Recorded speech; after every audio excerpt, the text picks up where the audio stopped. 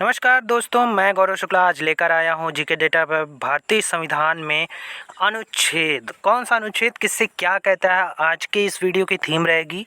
जी हाँ, कौन से अनुच्छेद क्या क्या कहते हैं, या फिर एग्ज़ाम के पॉइंट ऑफ व्यू से कौन से अनुच्छेद जो बहुत ही इम्पोर्टेंट है। एक्चुअली हम आज जो भी लेकर आए हैं अनुच्छेद, वो मैक्सिमम जो एग्ज़ाम में पूछे गए हैं या फिर कई बार फ्रिक्वेंटली पूछे जाते हैं। आज उन्हीं के बारे में बात करने वाले हैं। तो चलिए आज की वीडियो शुरू करते हैं।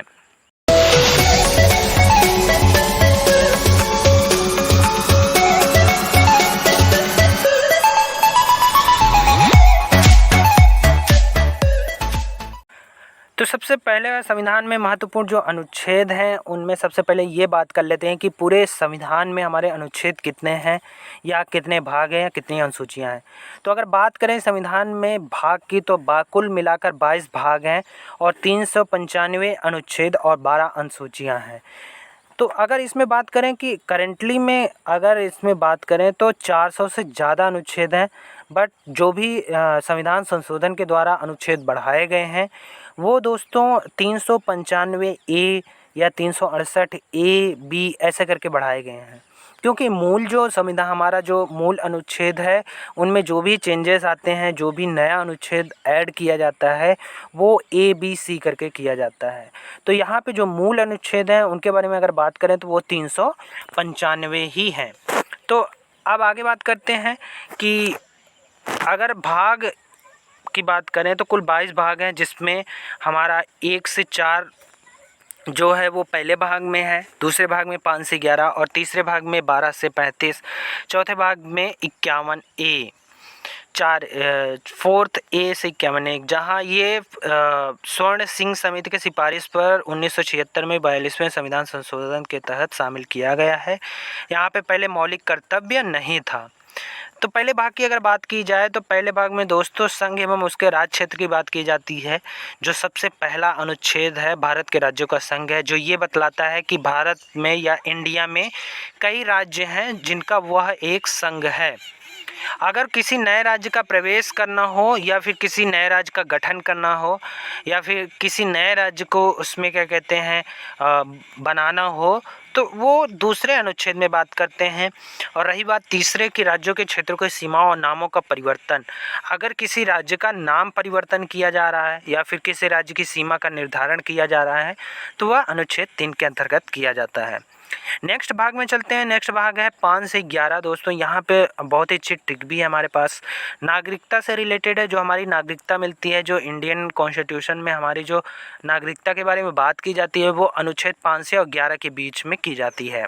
इसमें अगर याद करने होगी किस अनुच्छेद से शुरू होता है, तो नागरिकता का नाग प्लस 5 से शुरू होता है पंचमी। तो नाग पंचमी आप इससे याद रखिएगा। भारत का जो संविधान है उसमें भाग 2 में नाग पंचमी जो है, यानी कि नागरिकता से अनुच्छेद 5 से 11 तक शामिल है। नेक्स्ट है भाग 3, मौलिक अधिकार की अगर बात की जाए तो मौलिक अधिकार जो हमारे हैं वो कौन कौन से हैं, जिसमें हमारा समानता का अधिकार, स्वतंत्रता का अधिकार, शोषण के विरुद्ध अधिकार, धार्मिक स्वतंत्रता का अधिकार, संस्कृति और शिक्षा संबंधित अधिकार और संवैधानिक उपचारों का अधिकार आदि शामिल है। इसमें एक और अधिकार भी शामिल था, जिसमें संपत्ति का अधिकार, जिसको फिर बाद में संविधान संशोधन यानी कॉन्स्टिट्यूशनल अमेंडमेंट के द्वारा हटा दिया गया है। तो अगर इसकी बात की जाए तो इसमें मौलिक अधिकार के बारे में भाग 3 में बात की गई है। नेक्स्ट की बात करते हैं भाग 4 ए यानी 51 ए, जिसमें मौलिक कर्तव्य के बारे में बात की गई है। अब यहाँ पे ध्यान देने वाली बात यह है कि इसमें 4 ए क्यों लिखा गया है, या फिर 51 ए के बारे में क्यों लिखा गया है। तो अगर मैं इसकी बात करूं तो मौलिक कर्तव्य जो है वो बाद में, यानी कि कॉन्स्टिट्यूशनल अमेंडमेंट संविधान संशोधन के तहत इसको ऐड किया गया है। इसीलिए यहाँ पे सब अनुच्छेद के अंतर्गत यानी सब आर्टिकल में इसको डाला गया है। मूलतः या नहीं था, इसे बाद में डाला गया, क्योंकि बाद में जो स्वर्ण स्वर्ण सिंह समिति थी, उन्होंने ये सोचा कि कुछ संविधान में कुछ ऐसे पॉइंट भी रखने चाहिए जिसमें नागरिक का भी ये कर्तव्य होना चाहिए कि हमें संपत्ति को जो सरकारी संपत्ति है उसका संरक्षण करना चाहिए, इत्यादि आदि जो आर्टिकल हैं उनको इनमें डाला गया है। तो स्वर्ण सिंह समिति के अध्यक्ष में या उनकी सिफारिश पर ये 42वें संविधान संशोधन के तहत संविधान में शामिल किया गया है। ध्यान देने वाली बात यह है कि 1976 में जो 42वां संविधान संशोधन आया था उसको मूलतः मिनी जो संविधान कहा जाता है। क्यों कहा जाता है? क्योंकि इसी में 29 विषयों की अनुसूची भी शामिल की गई थी, जो कि एक बहुत बड़ा चेंज है। और सबसे बड़ी बात, जो संविधान का जो प्रस्तावना है उसमें भी 3 वर्ड जोड़े गए थे।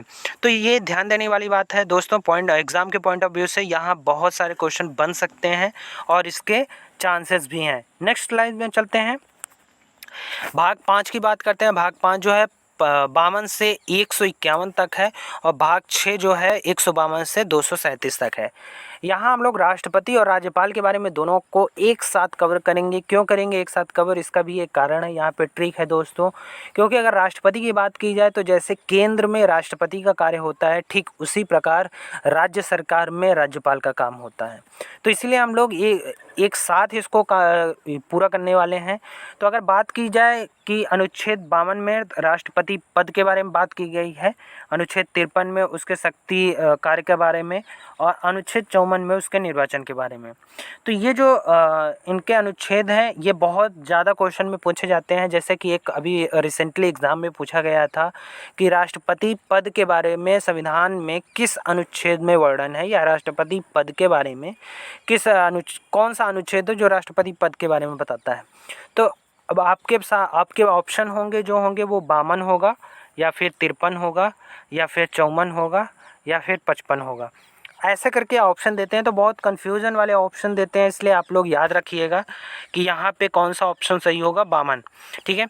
और सेम आपको कुछ नहीं करना है, 1 प्लस करके यहाँ पे 100 कर देना है तो अनुच्छेद 153 हो जाएगा, जिसमें राज्यपाल के पद के बारे में बात की गई है। ऐसे ही सेम 53 के बारे में बात की जाए तो उसके शक्ति और कार्य के बारे में बात होती है। जैसे राष्ट्रपति हालांकि नाम मात्र का होता है, लेकिन फिर भी हमें इनके राष्ट्र शक्ति और कार्य के बारे में, जो आपातकालीन वगैरह में इनकी शक्तियाँ वगैरह होती हैं, उनके बारे में भी यहाँ पे चर्चा की गई है। तो 53 में शक्ति और कार्य के बारे में बताया गया है। उसके बाद सेम 1 प्लस करना है और 100 कर देना है। 154 में राज्यपाल के शक्ति और कार्य के बारे में बताया गया है। अगर अनुच्छेद 54 की बात करें तो उनके निर्वाचन, जो राष्ट्रपति का निर्वाचन कार्य होता है वो कैसे होता है उसके बारे में बात हुई है। तो यहाँ पे उसके बारे में आर्टिकल नंबर 54 के बारे में बात हुई है। और सेम यहाँ राज्यपाल में भी 1 प्लस कर दें, 100 कर दें तो 155 यानी कि 155 में निर्वाचन के बारे में बात की गई है। तो नेक्स्ट चलते हैं। नेक्स्ट अब रही बात इसमें कि राष्ट्रपति या फिर राज्यपाल जो महाभियोग लगाते हैं, या फिर राष्ट्रपति के बारे में मूलतः बात की गई है, जो वो राष्ट्रपति के बारे में बात की गई है कि जो अनुच्छेद 61 है वो किसके बारे में है। अनुच्छेद 61 जो है वो महाभियोग के बारे में बात की गई है कि अनुच्छेद 61 में जब भी राष्ट्रपति पर महाभियोग लगेगा तो वो कैसे लगेगा, कब लगेगा या किस तरह से लगेगा, इसके बारे में बताया गया है। अगर दोस्तों मैं यहाँ पे एक बात पॉइंट करना चाहूँगा कि अगर राष्ट्रपति पर महाभियोग लगाया जाता है तो उसको 15 दिन पहले ही नोटिस दिया जाता है कि आपके ऊपर महाभियोग लगने वाला है, ताकि वह अपने सफाई के लिए या फिर अपने किसी कार्य के लिए वो पहले से तैयार रहें।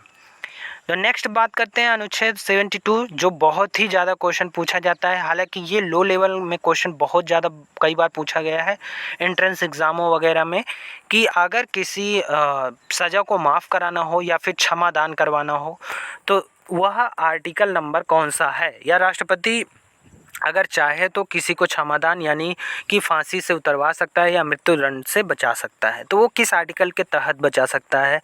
अगर इसकी बात की जाए तो वो आर्टिकल नंबर कौन सा है, 72 है, यानी कि क्षमादान है।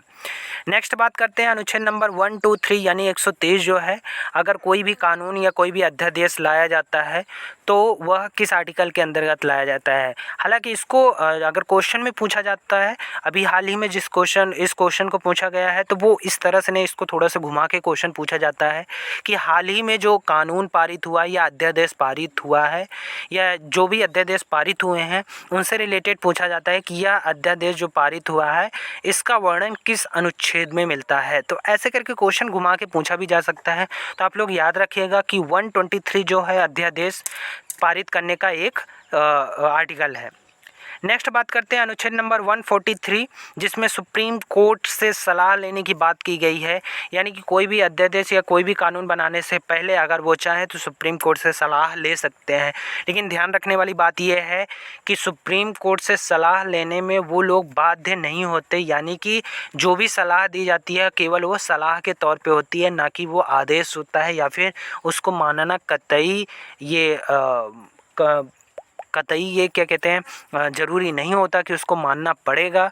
वो सलाह के तौर पे होते हैं, यानी कि केवल सुप्रीम कोर्ट सलाह दे सकता है। अब नेक्स्ट जो है राष्ट्रपति और राज्यपाल के बाद जिसकी बात की जाती है वो उपराष्ट्रपति है। दोस्तों ये बहुत ही कम क्वेश्चन पूछा जाता है उपराष्ट्रपति के बारे में, लेकिन यहाँ से एक क्वेश्चन बहुत ज़्यादा आता है, वो है आर्टिकल नंबर 64 राज्यसभा के सभापति के रूप में कार्य करने की बात कही गई है। तो ये क्वेश्चन आर्टिकल से ना पूछ के एक नॉर्मल क्वेश्चन होता है पॉलिटी का कि राज्यसभा के सभापति के रूप में कौन कार्य करता है, राष्ट्रपति, उपराष्ट्रपति, राज्यपाल या फिर लोकसभा अध्यक्ष, ऐसे करके समथिंग क्वेश्चन पूछे जाते हैं। तो आर्टिकल नंबर 64 बहुत ही इंपॉर्टेंट है। हालांकि इसका जो मेन आर्टिकल है वो इम्पॉर्टेंट है, आर्टिकल नंबर आप फिर भी याद करिए रखिएगा। अगर आर्टिकल नंबर 63 की बात की जाए तो उपराष्ट्रपति के पद के बारे में बात करता है। जैसे राष्ट्रपति पद के बारे में 52 में बात की गई है, वैसे सेम उपराष्ट्रपति के पद के बारे में अगर देखा जाए तो 63 में बात की गई है। दोस्तों एक बार यहाँ पे बताना चाहूँगा कि उपराष्ट्रपति को जो वेतन जो मिलता है, सैलरी जो मिलती है, वो उपराष्ट्रपति के पद के लिए नहीं मिलती है, वो राज्यसभा के सभापति के रूप में ज़रूर मिलती है। बट जो है उपराष्ट्रपति के पद के लिए उनको सैलरी नहीं मिलती है। नेक्स्ट बात करते हैं प्रधानमंत्री और मुख्यमंत्री के बारे में बात करते हैं। तो आर्टिकल नंबर अगर 74 की बात की जाए तो आर्टिकल नंबर 74 जो है वो मंत्रिमंडल के बारे में बात की गई है। जी हाँ, जो लोकसभा चुनाव के द्वारा जो भी चुने जाते हैं उनके मंत्रिमंडल जो भी होती है उसके बारे में अगर डिटेल में जानना हो या किस आर्टिकल में बताया गया तो वो 74 आर्टिकल में बताया गया है। नेक्स्ट आर्टिकल की बात की जाए तो नेक्स्ट आर्टिकल कौन सा है, नेक्स्ट आर्टिकल 75 है, जिसके बारे में प्रधानमंत्री जो मौजूदा हमारे माननीय नरेंद्र दामोदर दास मोदी जी हैं तो उनकी बात की गई है अनुच्छेद नंबर 75 में। यानी जो प्रधानमंत्री का पद होगा या प्रधानमंत्री कौन होगा इसके बारे में 75 के बारे में बात की गई है। नेक्स्ट जो है महान्यायवादी, तो बहुत से लोग ऐसे हैं जो आर्टिकल नंबर 76 के बारे में बहुत ही कम जानते हैं, महान्यायवादी के बारे में। हालांकि इससे क्वेश्चन बहुत ही कम पूछा जाता है, लेकिन फिर भी ये हमारे लिए जानना बहुत ज़रूरी है कि महान्यायवादी कौन होता है। एक्चुअली में महान्यायवादी भी राष्ट्रपति के द्वारा जो मनोनीत होता है, लेकिन किसकी सिफारिश में, ये भी मंत्रिमंडल की सिफारिश में जो भी जाता है उसको राष्ट्रपति मनोनीत करता है महान्यायवादी को। महान्यायवादी एक्चुअली में करता क्या है, जो भी हमारा लेखा जोखा होता है, यानी कि जो सरकार का लेखा जोखा होता है, मंत्रिमंडल के जो कार्यों का लेखा जोखा होता है वो महान्यायवादी देखता है। जो हाल ही में अभी मतलब जो घोटाले हुए हैं जैसे 2G स्पेक्ट्रम घोटाले, जो चारा घोटाला आदि, जो इन सारे घोटालों के बारे में जो जानकारी देता है वो कौन देता है, महान्यायवादी देता है। तो महान्यायवादी का बहुत ही ज़्यादा इंपॉर्टेंट है, इसलिए याद रखने वाली बात है, बट बहुत ही इंपॉर्टेंट नहीं है क्योंकि इससे सारे क्वेश्चन नहीं आए, लेकिन फिर भी आने के चांसेस ज़्यादा है। नेक्स्ट अगर इसकी बात की जाए, जैसे प्रधानमंत्री है वैसे सेम यहाँ पे मुख्यमंत्री भी होता है। ठीक है, केंद्र में प्रधानमंत्री होता है लेकिन राज्य में जो है मुख्यमंत्री होता है। तो उसके बारे में भी बात की ले जाए, जैसे हम लोग अभी प्रीवियस में देखा जाए तो राष्ट्रपति में और राज्यपाल में 1 प्लस करके 100 कर देते थे, सेम यहाँ पे भी है 1 माइनस करके 100 कर देंगे। तो अगर 74 है तो उसका 1 माइनस करेंगे तो मतलब 63 होगा और 100 कर देंगे तो 163, जिसमें ये थोड़ा सा नंबरों का खेल है, याद करने का थोड़ा इजी हो जाता है आर्टिकल नंबर। तो मुख्यमंत्री की बात की जाए तो उसके मंत्रिमंडल की जो बात की जाती है वो किस में बात की जाती है, 163 में, और अगर उसके मुख्यमंत्री होने की जो बात की जाती है 164 है, और अधिवक्ता जो महाधिवक्ता जो है वो 165 की बात की जाती है। अब नीचे आते हैं, थोड़ा सा आगे की बात करते हैं अनुच्छेद नंबर 79। जो कि संसद के बारे में बताता है कि हमारी जो संसद होगी उस कैसी होगी या उसमें उसके क्या अधिकार होंगे, उसके बारे में जो भी जानकारी दी गई है वो आर्टिकल नंबर 79 में दी गई है। नेक्स्ट बात करते हैं राज्यसभा और लोकसभा की जो बात की गई है वो दोस्तों आर्टिकल नंबर 80 और 81 में बात की गई है। अब यहाँ पे ध्यान देने वाली बात यह है कि बहुत बार ऐसा हुआ है कि संसद, राज्यसभा, लोकसभा, कई बार ऐसा होता है कि इसको थोड़ा सा घुमा के क्वेश्चन पूछा जाता है और ये कई बार पूछा भी गया है कि संसद, राज्यसभा, लोकसभा ये किस आर्टिकल में है। तो आपको सीक्वेंस में ना देकर ऐसे भी दे सकता है 79, 80, 81 या फिर 79, 81, 80 या फिर 81, 79, 80। तो इसमें बहुत ज़्यादा कन्फ्यूज़न होता है कि कैसे याद करें कि 79 संसद का है, 80 राज्यसभा का है और 81 लोकसभा का है। तो इसका सबसे सिंपल सा उपाय क्या है, सरल, यानी स मतलब संसद, र मतलब राज्यसभा, ल मतलब लोकसभा, जिसमें अगर आप देखें तो 79 पे स संसद है, 80 पर र यानी कि राज्यसभा और ल यानी कि 81 लोकसभा। तो ये याद करने के बहुत अच्छा तरीका है, यहाँ से याद कर सकते हैं। सेम अगर स्टेट में बात की जाए तो विधानमंडल और विधानसभा और विधान परिषद। यहाँ पे बस ध्यान देने वाली ये है कि विधान परिषद जो है वो मे भी शायद 6 राज्यों में ही है केवल, जिसका शॉर्टकट आपको मैं बता देता हूँ। ये है टीबी जुकाम, जहाँ पे अभी जम्मू कश्मीर को हटा दिया गया है, ठीक है। तो जम्मू कश्मीर को हटा दिया गया है, जिसमें तेलंगाना है, बिहार है और उत्तर प्रदेश है और कर्नाटक है, आंध्र प्रदेश है और महाराष्ट्र है। इन राज्यों में केवल विधान परिषद है, जिसमें हाल ही में अभी आंध्र प्रदेश जो है वो अध्यादेश लाने का प्रयास किया है, वहाँ से हटाने का प्रयास किया है। अदरवाइज जम्मू कश्मीर में हट चुका है। तो विधान परिषद कहाँ कहाँ है अगर ये बात की जाए तो आर्टिकल नंबर 175 में विधान परिषद की बात की गई है। तो इसको भी देख लेते हैं। 79 है, यहाँ भी 11 माइनस कर देंगे तो क्या होगा, 68 हो जाएगा, 100 कर देंगे तो 168 हो जाएगा। विधानमंडल की बात की गई है। 170 में विधानसभा की बात की गई है, 175 में विधान परिषद की बात की गई है। अब नेक्स्ट आते हैं अनुच्छेद नंबर 100, जो कि बहुत ही इम्पॉर्टेंट है, क्योंकि हालांकि इसमें जितने भी आर्टिकल की बात की जा रही है वो सारे इम्पॉर्टेंट है, लेकिन मैं आपको बताता रहूँगा जो एग्ज़ाम में कई बार या फिर रिपीटेड क्वेश्चन है उनके बारे में। तो 100 जो है वो रिपीटेड तो नहीं है, बट ये भी बहुत ही ज़्यादा इम्पॉर्टेंट है। अनुच्छेद नंबर 100 की अगर बात की जाए तो निर्णायक मत के बारे में बात होती है। अभी निर्णायक मत क्या होता है इसके बारे में थोड़ा सा जान लेते हैं। निर्णायक मत ये होता है कि अगर कोई अध्यादेश लाया जाता है और उसमें जो मत होता है या फिर 50-50 में मत होता है, आप ऐसे भी याद कर सकते हैं कि 50-50, 50 + 50 100 होता है। यानी पे जहाँ पे कोई भी बात 50-50 पर हो तो वो क्या होती है, 100 आर्टिकल की बात की जाती है, ठीक है। तो 100 आर्टिकल की बात की जाती है तो वहाँ पे जो मेन अध्यक्ष होता है उसका मत जो होता है वो निर्णायक होता है, ठीक है।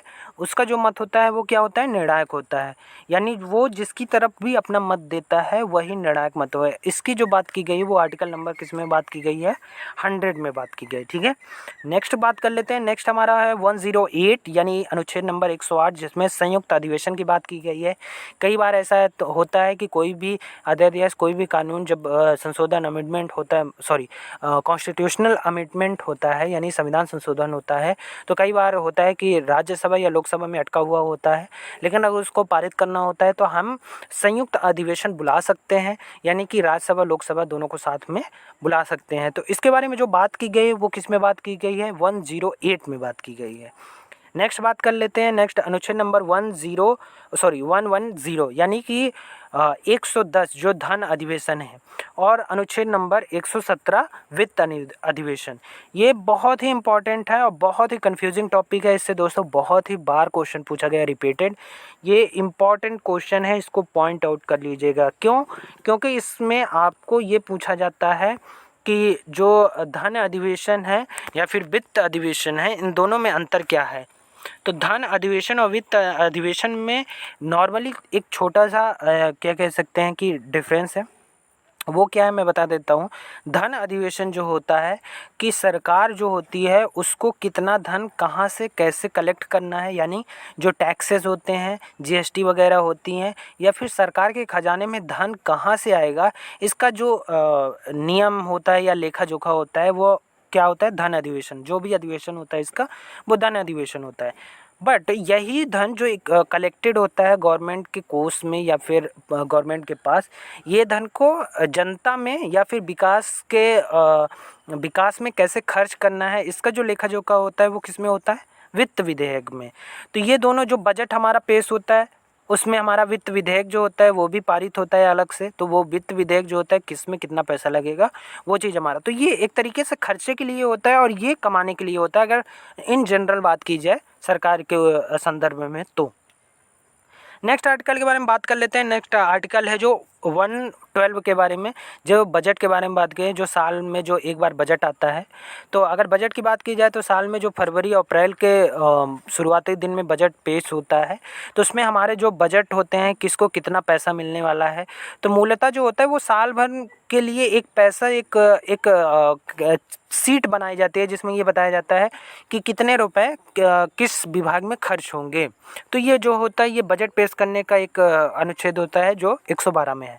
ये बहुत बार क्वेश्चन पूछा जाता है कि बजट जो पेश होता है वो इसका उल्लेख किस अनुच्छेद में मिलता है। नेक्स्ट बात कर लेते हैं। नेक्स्ट जो होता है वो लेखा अनुदान की बात होती है।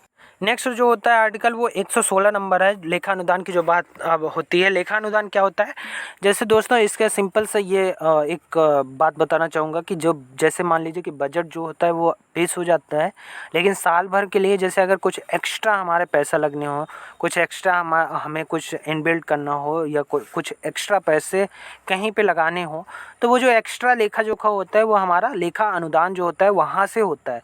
लेखा अनुदान जो, क्योंकि बार बार हम बजट नहीं पेश कर सकते, वो साल में एक बार भी पेश होता है, तो इस वजह से लेखा अनुदान जो होता है हमारा उसका भी प्रावधान रखा गया है। तो आई होप दोस्तों इस यहाँ तक आपको समझ में आ गया होगा। नेक्स्ट चलते हैं सुप्रीम कोर्ट और हाई कोर्ट के बारे में।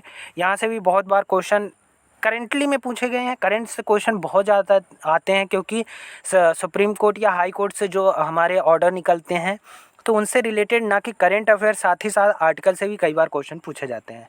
तो अगर हम बात करें सुप्रीम कोर्ट का जो गठन होगा या उसके अधिकार होंगे या कैग की जो नियुक्ति होगी, अगर इनके बारे में बात करें कि इनका उल्लेख कहाँ मिलता है, तो आर्टिकल नंबर 124, आर्टिकल नंबर 131 और आर्टिकल नंबर 148, इन तीनों में सुप्रीम कोर्ट का गठन, सुप्रीम कोर्ट के अधिकार और कैग की नियुक्ति के बारे में बात की गई है। अगर सेम यही राज्य के बिहाफ पर अगर बात की जाए तो राज्य में भी यही है सेम, इसको बस थोड़ा सा उल्टा कर दिया गया है। 124 की जगह 214 कर दिया गया है, यानी अनुच्छेद नंबर 214 में राज्यों के लिए हाई कोर्ट की बात की गई है और अनुच्छेद नंबर 216 में हाई कोर्ट के गठन की बात की गई है। अभी राज्यों के लिए हाई कोर्ट और गठन क्या होता है, तो हाई कोर्ट के लिए कि एक कंपलसरी एक हाई कोर्ट होना चाहिए, हर एक क्या कहते हैं हर एक राज्य में एक हाई कोर्ट होना चाहिए। साथ ही साथ उन हाई कोर्ट का गठन कैसे होगा, उसमें कौन कौन से लोग होंगे, इसके बारे में जो बात की गई है वो अनुच्छेद नंबर 216 में बात की गई है। और अनुच्छेद नंबर 148 में कैग की नियुक्ति के बारे में बात की गई है जो सुप्रीम कोर्ट के होते हैं। ठीक है, केंद्र सरकार के संबंध में बात कर ली जाए, क्योंकि केंद्र सरकार जो होता है वो पूरे इंडिया का होता है, बट वो कभी कभी राज्य सरकार में इंटरफेयर करता है या फिर राज्य सरकार में भी कुछ काम करता है।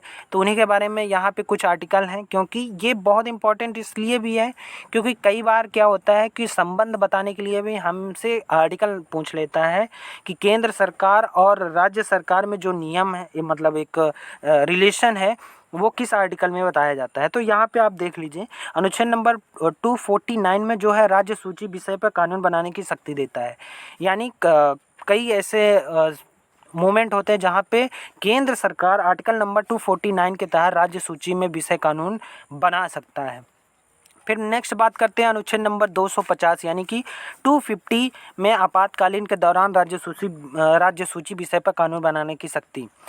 नेक्स्ट बात कर लेते हैं अनुच्छेद नंबर 262 में नदी जल विवाद। ये आपने बहुत बार सुना होगा कि नदी जल विवाद, हालांकि इसको आर्टिकल में क्यों रखा गया इसके बारे में थोड़ी सी बात कर लेते हैं।